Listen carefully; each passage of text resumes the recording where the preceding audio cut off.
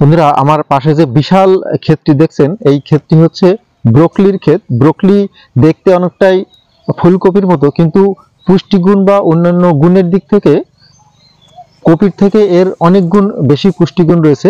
যদি আমি একটু বলি যে এর কি কি পুষ্টিগুণ রয়েছে, তো সেই ক্ষেত্রে এই যে ব্রোকলিতে antioxidant, fibre, vitamin A, B, C, তো এই ধরনের অনেক কিছু রয়েছে যেগুলো আমাদের কঠিন কঠিন রোগ ব্যাধি সারাতে সহায়তা করে। যেমন ধরেন, আমি যদি আমাদের দেশে বর্তমানে যে অনেক লোকজন স্ট্রোক করে মারা যায় বা ক্যান্সারে মারা যায়।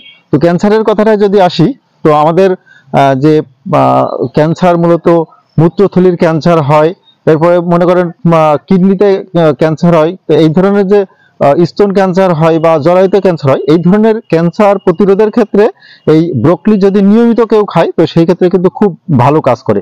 তো আমেরিকার মতো দেশে প্রতি বছর কিন্তু 16 থেকে 1700 লোক ক্যান্সারে আক্রান্ত হয়ে মারা যায়। তো সেই ক্ষেত্রে তারা কিন্তু অনেক সচেতন হওয়ার কারণে তাদের সেই ব্রোকলি বা অন্যান্য যে পুষ্টি উপাদান কোন কোন জিনিস খেলে ভালো হয়, সেই জিনিসগুলো খাওয়ার কারণে তাদের এই সংখ্যাটা কিন্তু অনেকটাই কমে আসছে। কিন্তু আমাদের দেশে এই অসচেতনতার কারণে এই ব্রোকলির চাহিদা কিন্তু খুবই কম, এবং এর যে পুষ্টিগুণ এবং এর যে রোগ প্রতিরোধ ক্ষমতা কি কি আছে, এই সম্পর্কে আমরা খুব একটা বেশি জানি না।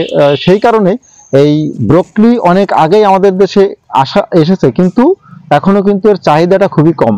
তো যদি আমরা একটু সচেতনতার সাথে এই জিনিসটা ব্যবহার করতে পারি, সেই ক্ষেত্রে কিন্তু মারাত্মক কিছু রোগ প্রতিরোধ করা সম্ভব হয়। যেমন আমাদের দেশে অনেক লোকজন দেখি যাদের কিনা হার্ট অ্যাটাক হয় কিংবা ডায়াবেটিক্সের মতো রোগ এই কিন্তু ব্রোকলি যদি নিয়মিত খাই, এটা সারানো খুব সম্ভব।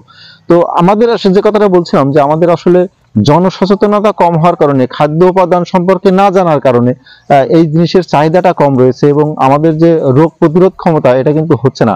তো হার্ট অ্যাটাকের কথা বলছিলাম, যে হার্টের যে সচল ক্ষমতা, এটা কিন্তু নিয়মিত যদি ব্রোকলি খায় কেউ, সেটা কিন্তু সম্ভব। তো নিয়মিত বলতে সারা বছর তো আর ব্রোকলি পাওয়া যায় না। সেই ক্ষেত্রে শীত সিজনের ফল মূলত এটা ব্রোকলিটা শীত সিজনে যদি পুরো সিজনটা ধরে খাওয়া সম্ভব হয়, বা এরপরে কিছুটা দিন ডিপ ফ্রিজে বা অন্যান্য কোনো ভাবে সংরক্ষণ করে যদি খাওয়া যায়, সেক্ষেত্রে কিন্তু অনেকগুলো মারাত্মক রোগ প্রতিরোধ করতে সক্ষম হয় এই ব্রোকলি।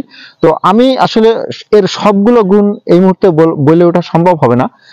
আপনারা একটু জেনে নেবেন যে কোন কোন রোগ প্রতিরোধে সহায়তা হয়, এবং আপনাদের মধ্যে যদি সেই ধরনের রোগ থাকে, তো আপনারা অবশ্যই এই ব্রোকলি খাওয়ার প্রচলনটা শুরু করবেন। আপনার দেখা দেখি হয়তো আরো একজন শুরু করবে, সেই ক্ষেত্রে আমাদের একটা অনেক উপকারে আসতে পারে এই ধরনের ফল। আমি সাধারণত একটু সচেতনতা বৃদ্ধির জন্য এই ছোট ছোট ভিডিওগুলো করে থাকি।